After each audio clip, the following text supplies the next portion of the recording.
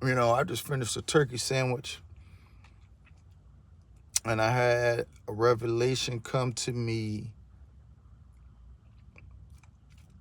I don't know if it came through me through the turkey or the Lord. I don't know. I'm not going to speculate as to why. But it came to me regarding Deion Sanders, and why he has not been able to uh, achieve top success despite having uh, top talent, first round guys and all of that. So from a JSU and, different programs and so on and so forth. And I think I realized that Deion is a great surface motivator. You know, I look at motivation as, guys who can give a quick, nice commercial level, uh, you know, speech just to get you up and going. And it may not necessarily get actual men up and going. When I say surface level, motivation, it's kind of like just something that's generally true, just something that you can kind of get behind, but it's not anything geared to move powerful men like special forces or guys who top NFL guys.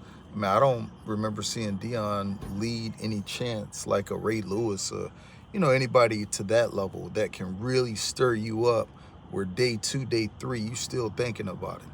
I just don't see Deion as that kind of guy. Like when he played, he was a showboat guy, not a rah-rah guy.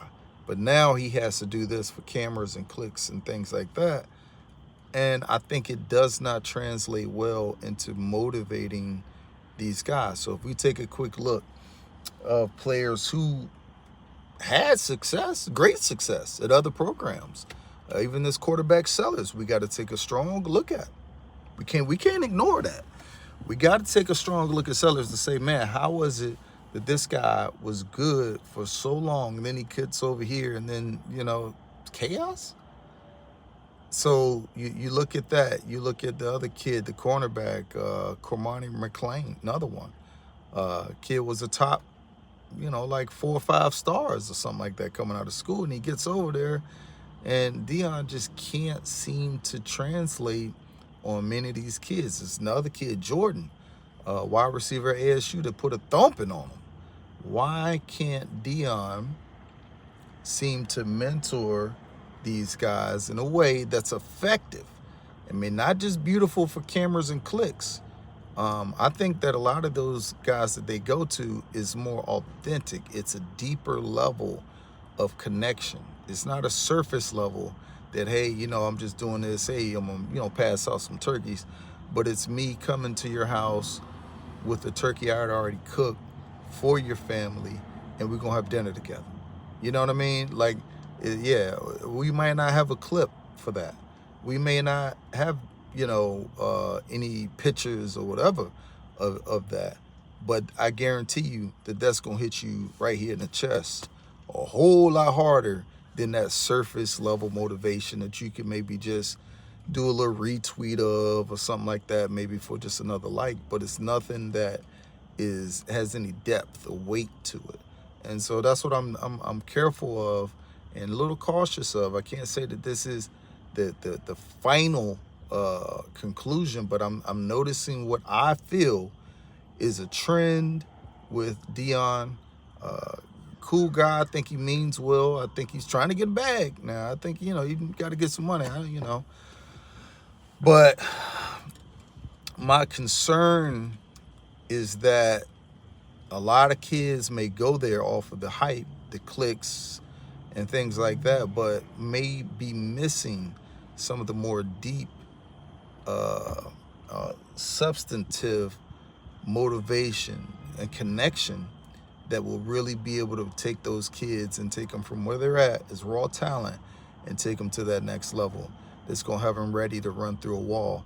I don't see, when I look at CU play, they just out there. You know, I don't see guys that are really rallying around anything. One of the guys on, I forget one of the little other podcasts, but he was talking about them rallying around a theme song or rallying around, you know, the CU history or whatever, you know, to really have something at depth to play for. And I think that's the piece that he's missing. You know, it could be any of those things, but it has to be something. And I just feel like the thing that's being pitched to him is you know, the lead guy, the head coach.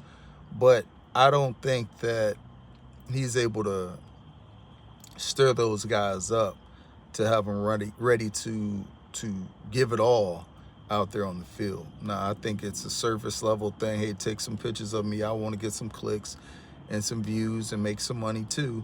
But I don't think it is, we must protect this house. You remember them old Under Armour ads, man?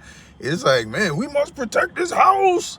You know what I mean? I don't think it's that. Deion not going to get you there. He only get me there. You know, when I see him and he get these little speeches and quotes and stuff, I feel like it's, you know, just, you know, you may have found some AI kind of, you know, quotes, you know, verses or whatever, but it's nothing that'll be like, man, you know what, I'll give my all.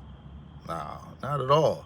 Because, again, the hard work, the dedication, to weight training, to, you know, I mean, the just all of the physical work, I think it'll be tough for a lineman to relate to that, because Deion never been known to be no heavy hitter or no max bench presser. He was just naturally gifted as fast. You know, it wasn't like, oh, he got fast because he, you know, had to go and do, you know, a 600-pound squat. No, it wasn't a huge bench press. No, he never bench, you know, much. So I think there's a little bit of hollowness that I would feel because he can't relate to you what you're going through, the pain you've been through, because I just find it hard for him to have that same storyline, especially when you're talking about in the trenches, you know, and those are the guys that you really got to motivate the most, you know. So just take a look at that. Let me know what y'all think. But when I think about it, I think that could be why you see the team play very flat.